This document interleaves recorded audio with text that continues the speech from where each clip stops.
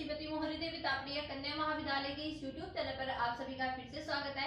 आज का जो अपना टॉपिक है वो है कंटिन्यूटी एंड डिफरेंशिएबिलिटी। देखिए कंटिन्यूटी और डिफरेंशिएबिलिटी की जो डेफिनेशंस है, एग्जांपल्स है, उनको अपन बहुत अच्छे से जो प्रीवियस वीडियोस है उनमें अच्छे से डिस्कस कर चुके हैं। लेकिन आज जो है वो ये डिफरेंशिएबिलिटी और कंटिन्यूटी दोनों को अपन एक साथ पढ़ेंगे कि अगर अपन किसी फंक्शन के लिए डिफरेंशिएबिलिटी और कंटिन्यूटी को देखना चाहे तो मैंने आपको एक थ्योरम बताई थी इसके लिए बहुत अच्छे से कि अगर कोई फलन कॉन्टिन्यूअस है तो वो जरूरी नहीं है कि वो डिफरेंशिएबल हो, लेकिन अगर कोई फलन डिफरेंशिएबल है तो वो कॉन्टिन्यूअस जरूरी होगा। ठीक है, ये थ्योरम अपन ने स्टेटमेंट की हेल्प से पढ़ा भी था। ठीक है, इस थ्योरम के स्टेटमेंट को आज यहाँ पर एग्जांपल की हेल्प से देखने वाले हैं। ठीक है, थ्योरम का स्टेटमेंट आपको पता होना चाहिए।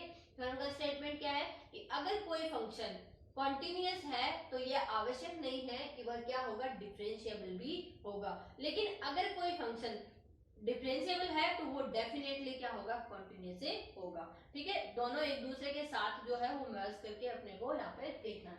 ठीक है, तो यहाँ पे अपन एग्जाम्पल लेके चलते हैं और उस एग्जाम्पल की हेल्प से देखेंगे कि अगर कोई फंक्शन अपना कॉन्टिन्यूअस है तो वो अवकलनीय हो या आवश्यक है या नहीं है। ठीक है, या ये हर केस में ही ये चीज यहाँ पर सत्य होती है या हर केस में सत्य नहीं होती, इस चीज को अपने यहाँ पर देखेंगे। तो एक एग्जाम्पल है यहाँ पे अपन, बहुत अच्छा एग्जाम्पल है, उसको डिस्कस करने वाले हैं। एग्जाम्पल जो है वो उसमें अपने को फंक्शन गिवन है, अपक्ष गिवन है,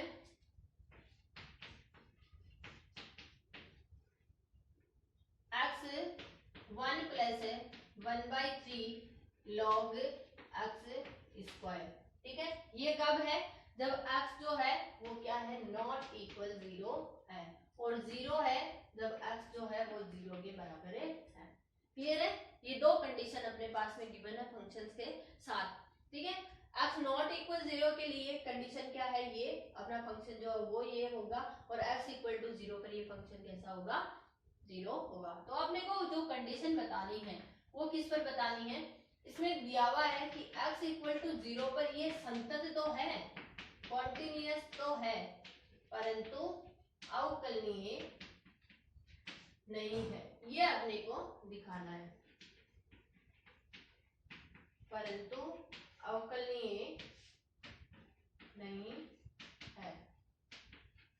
ठीक है, ये अपने को यहाँ पर दिखाना है। तो स्टार्ट करते हैं। तो सबसे पहले कॉन्टिन्यूटी के लिए अपन जानते हैं कि कॉन्टिन्यूटी की क्या कंडीशन होती है, left hand limit, right hand limit, और जो पर्टिकुलर पॉइंट अपने को चेक करना है उस पर फंक्शन का मान, तीनों अगर इक्वल होते हैं तो अपन कह सकते हैं कि अपना जो फलन है वो कैसा है, कॉन्टिन्यूअस है।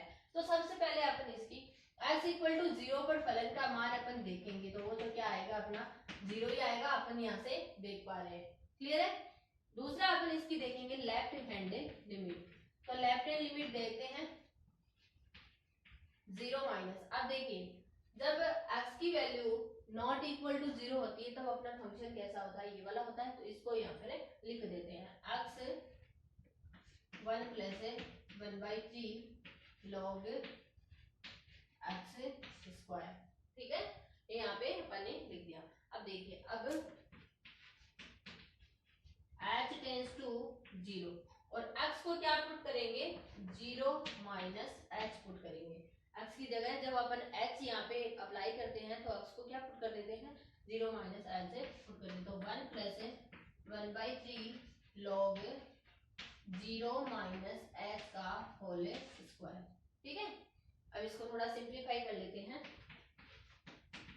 लिमिट h टेंस टू 0, ये है अपना माइनस h।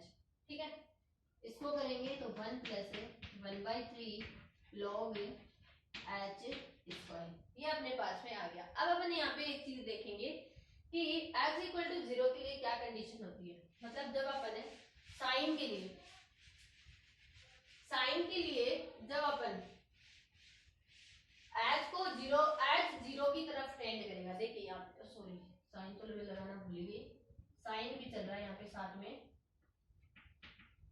ये साइन का फंक्शन है, साइन के साथ में log h स्क्वायर है। ठीक है, तो देखिए जब h 0 की तरफ टेंड करेगा तो log h स्क्वायर किसकी तरफ टेंड करेगा, इनफाइनाइट की तरफ टेंड करेगा। ये चीज अपन अच्छे से जानते हैं कि जब अपना log 0 की जो वैल्यू होती है वो क्या होती है, इनफाइनाइट होती है। ठीक है, तो h जब 0 की तरफ टेंड करेगा तो log h स्क्वायर क्या होगा, इनफाइनाइट होगा।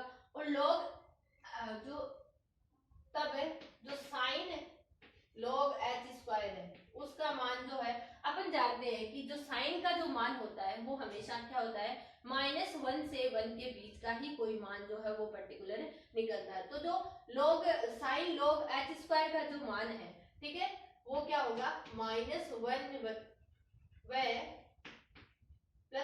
के मध्य क्या करेगा, ये ऑसिलेट करेगा। ये कोई पर्टिकुलर फिक्स वैल्यू को क्या नहीं करेगा, कंटेन नहीं करेगा, ये क्या करेगा, यहाँ पर ऑसिलेट होता रहेगा। कोई पर्टिकुलर वैल्यू अपन इसकी फाइंड आउट नहीं कर सकते हैं कि मध्य का परिमित मान होगा। अब वो मान यहाँ पर कुछ भी हो सकता है, -1 से 1 के बीच का। ठीक है, तो कोई फिक्स वैल्यू तो यहाँ पर है नहीं ना। अब देखिए, अब अपन यहाँ पे क्या लिखेंगे, देखिए अब जो अपनी LHL है, लिमिट है, अब जब अपन h को 0 पुट कर देंगे तो बाहर क्या था, -h था, तो -0 1 प्लस है, यहाँ पे क्या था, log sine log h square था। ठीक है, 1/3 में, तो 1/3 इंटू यहाँ पर क्या लिख देंगे, -1/1 के मध्य का परिमित मान, मध्य परिमित मान। ठीक है, अब आप देख पा रहे होंगे ये टोटल जो ब्रैकेट है वो किससे मल्टीप्लाई हो रहा है, बाहर 0 से मल्टीप्लाई हो रहा है। तो ये अंदर वाली वैल्यू अपने पास चाहे कुछ भी आ जाए, अगर वो 0 से मल्टीप्लाई होगी तो अपने पास क्या फाइंड आउट होगा, 0 ही फाइंड आउट होगा। अच्छे से इसी तरह से अपन RHL को भी फाइंड आउट करते हैं, तो RHL भी अपना क्या आएगा, 0 ही यहाँ पर आएगा। बस यहाँ पे जहाँ पे माइनस था वहां पे क्या आ जाएगा, प्लस आ जाएगा, सिंपल सा इतना चेंज होगा। तो अपन यहाँ पे देख पा रहे हैं LHL इक्वल्स टू f(0), या मैं ऐसे लिख देती हूँ, f(0 माइनस f(0) और f(0 प्लस), ये तीनों क्या है, अपने इक्वल है। तो मैं लिख सकती हूँ, अतः फलन है x इक्वल टू 0 पर कैसा होगा, कॉन्टिन्यूअस होगा। अब ये संतत तो होगा, लेकिन अपने को क्या बताना है कि ये क्या नहीं होगा, डिफरेंशिएबल नहीं होगा। तो डिफरेंशिएबिलिटी वाली कंडीशन यहाँ पर अप्लाई करते हैं अपन। तो देखो स्टार्ट करते हैं डिफरेंशिएबिलिटी के लिए। तो उसमें पहले अपन LHD निकालते हैं, फिर अपन RHD निकालते हैं। अगर ये दोनों वैल्यू इक्वल आ जाती है तो वो क्या हो जाता है, अपना डिफरेंशिएबल हो जाता है। तो अपन LHD के लिए यहाँ पे देखेंगे, limit x tends to 0 minus f(0 minus f(0) upon x minus 0। ठीक है, इस तरह से यहाँ पे लिख सकते हैं, या मैं ऐसे लिख सकती हूँ, पहले यहाँ पे अभी अपन x लिख देते हैं। ठीक है, अब देखिए f(x) का मान अपने पास क्या है, x टेंड्स टू एक बार 0 माइनस f(x) का मान पहले अपन रख लेते हैं। f(x) का मान है x sine log h square, 1 plus है, वो सही लिख देते हैं, 1 plus 1/3 sine log x square, ये है। ठीक है, और f(0) का मान अपने पास क्या है, 0, और बटे में क्या है, x माइनस 0 क्या आएगा, x ही आएगा। तो अपन यहाँ पे एक चीज देखेंगे, ठीक है, इसमें से तो 0 घट रहा है तो कोई फर्क नहीं पड़ रहा है। अब x में से x क्या हो जाएगा, अपना यहाँ पर कैंसिल हो जाएगा। ठीक है, तो जब x से x कैंसिल हो गया तो अपने पास यहाँ पर देखिए क्या आ जाएगा, अपने पास यहाँ पे बच गया। अब अपन जो वैल्यू बची है उसमें h टेंड्स टू 0, यानी x की जगह अपन क्या पुट कर देंगे, साइन log 0 माइनस h का होल स्क्वायर, ये आएगा, यानी आ जाएगा यहाँ पे h tends to 0 1 plus 1/3 sine log h square. अब अभी अपन ने देखा था कि जो साइन लॉग एच स्क्वायर की वैल्यू होती है, एच को अपन 0 की तरफ टेंड करते हैं तो लॉग एच स्क्वायर क्या हो जाता है, इनफाइनाइट हो जाता है। और जो साइन लॉग एच स्क्वायर है इसका कोई यहाँ पर फिक्स्ड वैल्यू नहीं प्राप्त होता है, फिक्स वैल्यू अपने पास फाइंड आउट नहीं होती है। ठीक है, तो अपने पास अगर इनकी कोई फिक्स वैल्यू फाइंड आउट नहीं होती है तो अपन कह सकते हैं कि जो अपना लेफ्ट हैंड डेरिवेटिव है उसका यहाँ पे अस्तित्व विद्यमान नहीं होगा, मतलब ये प्रेजेंट ही नहीं होगा। अगर अपने पास कोई फिक्स वैल्यू आती है तभी तो अपन कहेंगे कि हाँ ये क्या है, डेरिवेटिव इसका क्या है, विद्यमान है, या इसका अवकलज जो है वो विद्यमान है। अब यहाँ पर अपने पास में -1 से 1 के बीच का कोई भी मान हो सकता है, तो अपने पास कोई फिक्स वैल्यू तो है नहीं। ठीक है, तो अपन यहाँ पे कहेंगे अतः, मेरे साइज में लिख देती हूँ, अतः लेफ्ट हैंड डेरिवेटिव का अस्तित्व नहीं होगा या विद्यमान नहीं होगा। इन दोनों में से अपन कुछ भी लिख सकते हैं। ठीक है, log sign log h square का एक पर्टिकुलर मान अपने पास फाइंड आउट नहीं होता है, उसी कंडीशन की वजह से अपने पास में क्या होता है, लेफ्ट हैंड डेरिवेटिव जो है वो प्रेजेंट नहीं होता है। ठीक है, अब लेफ्ट हैंड डेरिवेटिव वाली सेम कंडीशन ही किस पे लगने वाली है, अपनी राइट हैंड डेरिवेटिव भी लगने वाली है।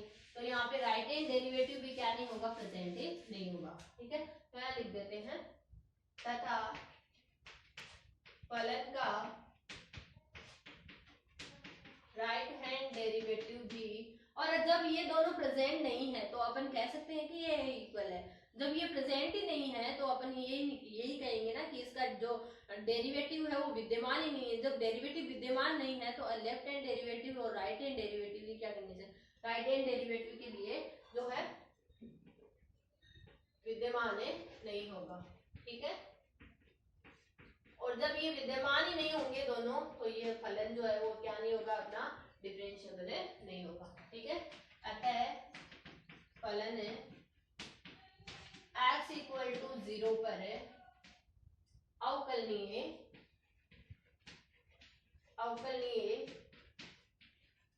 नहीं होगा। ठीक है, और यही हमें यहाँ पर प्रूफ करना था। ठीक है, अपने को यहाँ पे दिखाना था कि अपना जो भी फंक्शन है वो x इक्वल टू 0 पर कॉन्टिन्यूअस तो है लेकिन जरूरी नहीं है कि वो डिफरेंशिएबल भी हो। तो यही मेरी जो थ्योरम का स्टेटमेंट मैंने आपको शुरुआत में समझाया था कि अगर कोई फलन अपना कॉन्टिन्यूअस है तो यह आवश्यक नहीं है कि वो फलन क्या हो, डिफरेंशिएबल भी हो। ठीक है, तो ये था अपना आज का वीडियो। कॉन्टिन्यूटी और डिफरेंशिएबिलिटी के बारे में एक माइनर सा डिफरेंस रहता है, आप इसको अच्छे से देखिएगा, इनमें क्या क्या कंडीशंस अप्लाई होती है। जो कॉन्टिन्यूटी होती है, अगर कोई फलन अपना कॉन्टिन्यूअस है तो वो डिफरेंशिएबल हो यह आवश्यक नहीं है, लेकिन अगर फलन डिफरेंशिएबल है तो वो डेफिनेटली क्या होगा, कॉन्टिन्यूअस होगा। ठीक है, तो आप इस वीडियो को ध्यान से देखना और कुछ भी नहीं समझ में आता तो शेयर कीजिएगा। Thank you so much.